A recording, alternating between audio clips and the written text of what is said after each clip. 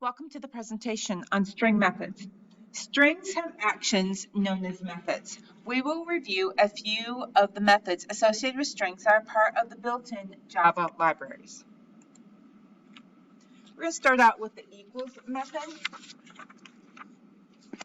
The equals method returns a Boolean answer of true if two strings are identical, or false if the two strings differ in any way. And the equals method is case sensitive. So let's take a look at an example right here.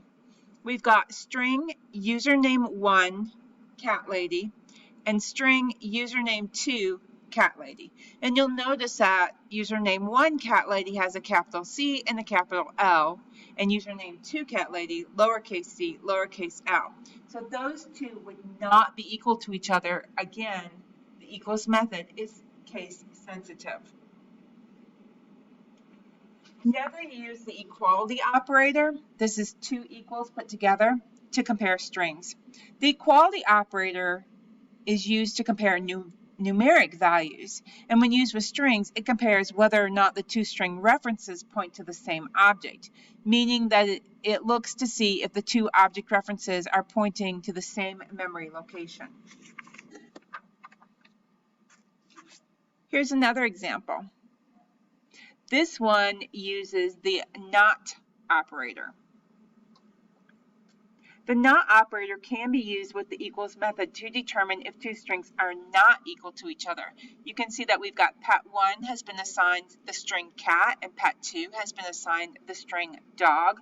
So when we do the system.out.println, we say not pet1 dot equals pet2, and this would print true. Compare to method. The second way to compare two strings is to use the compare to method. Instead of returning an answer that is a Boolean like the equals method did, the compare to method returns an integer. The result of the compare to method is a positive number, a negative number, or 0. This integer describes how the two strings are ordered lexicographically. Lexicographically is a case-sensitive ordering of words similar to a dictionary but uses the Unicode codes of each character.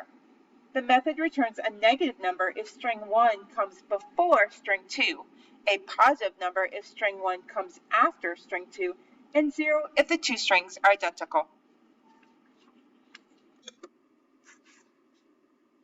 Here are some examples. We have 3 strings and use the compare to method to compare those strings to each other. String 1 has hello, string 2 has hello, and string 3 has kitty. Int result assigns string 1 dot compare to string 2. The result is a 0 because string 1 and string 2 are identical to each other. Int result 2 assignment string 1 dot compare to string 3. Result is negative when string 1 comes before string 3. Int result string 3 assignment string 3 dot compare to string 1. The result is positive when string 1 comes after string 2. The length method. The length method returns the number of characters in the specified string, including any punctuation and spaces. String tweet assignment. I'm going to rock this APCS exam. Int return assignment tweet.length. The return, or what is stored in return, is 34. There were 34 characters, and I'm going to rock this APCS exam. String Pokemon card. Assignment new string. When we do the length method on Pokemon card, it returns a 0 because there is nothing stored in Pokemon card. String Pokemon card. No string is created in this case. We would have a null string.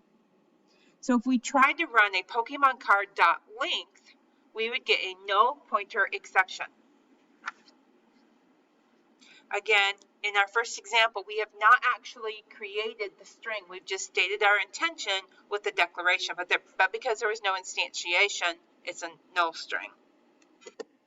IndexOf method. To find if a string contains a specific character or group of characters, use the indexOf method. it searches the string, and if it locates what you're looking for, it returns the index of its location. And do remember that the index positions in Java start at 0. Java is a 0 index language. So we have declared and initialized a sport string, and in it we have stored the word soccer. And then we're going to use indexOf on sport, and we're going to look specifically for the letter E. What gets stored in result is the number 4, because the E is located at index position 4. S is at 0, O is at 1, C at 2, C at 3, E at 4. In sport.indexOf C, the result is 2 because it's going to find the first instance of C. Here's some more examples using our sport variable. Sport.indexOf I. It returns a -1. When you look at the word soccer, which is a string held within sport, you're going to see that there is no I. So whenever there is a letter that you're trying to find the index of and it's not located in the string, it is going to return a -1. Find the index of a string inside of a string. So again, we're going to use our sport variable, and we have another variable called find me that has been initialized with the letters CE.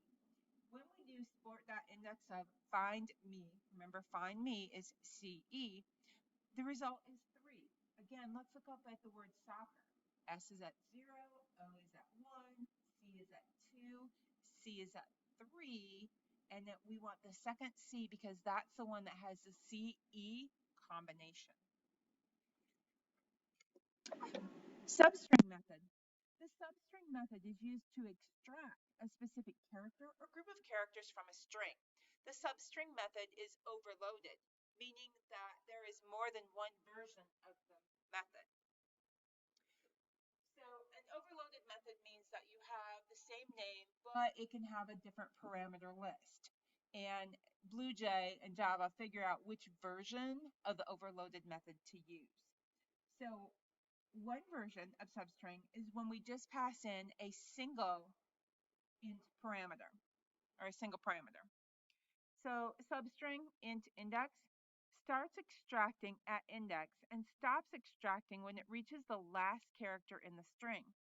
Substring int first index, int second index. So we're passing in 2 integers into the second version of substring.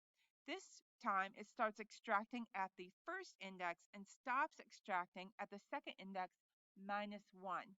So substring, when you have 2 indexes, a start and a stop, the start is inclusive. So that means if I say index position 1, the 1 is going to be included, but the end is excluded. Just remember the E's. Okay, the ending index position is excluded. So if I say to stop at 5, it's going to stop 1 before 5, and the 5 would not be included in the substring. So it extracts every character starting at a specific index from a string. So this will be our first version. So here we have the string motto. May the force be with you. Motto.substring 14 would result in be with you.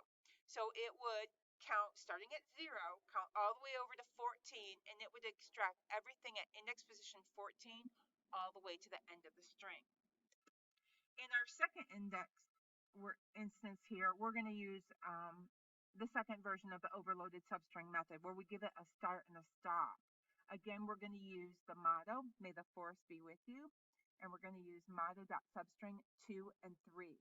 The result is going to be Y. So remember that the starting position 2 is inclusive and the stopping position 3 is exclusive. So we're only getting a single character that's located at index position 2. Extract 2 characters from a string. Again, we'll use motto, may the force be with you. Motto.substring 5, 7. 5 is our starting point, 7 is our ending point, but remember the ending point is exclusive, so we're only going to get 2 characters. we're going to get the characters at index position 5 and index position 6, and it returns the HE. Extract the word force from a substring.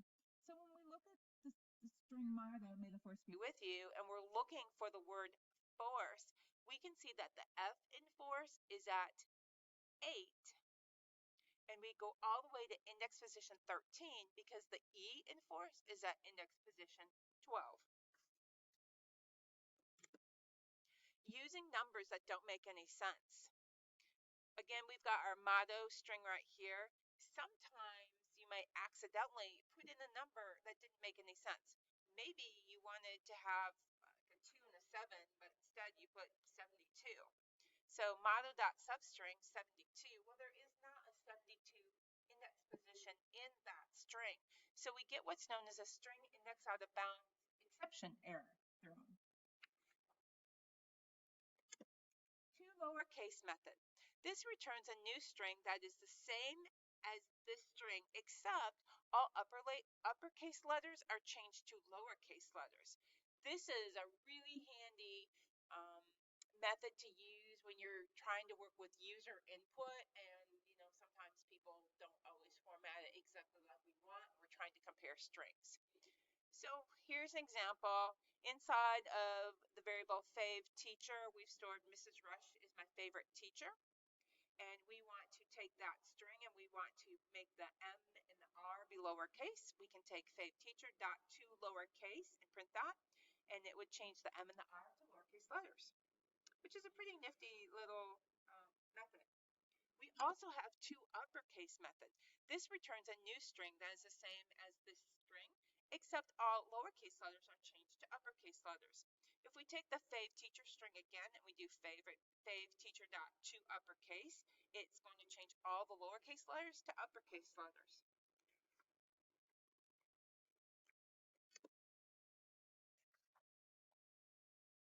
There are a few review questions that follow this presentation. Please go ahead and go through those before you do your video check. Have a great day.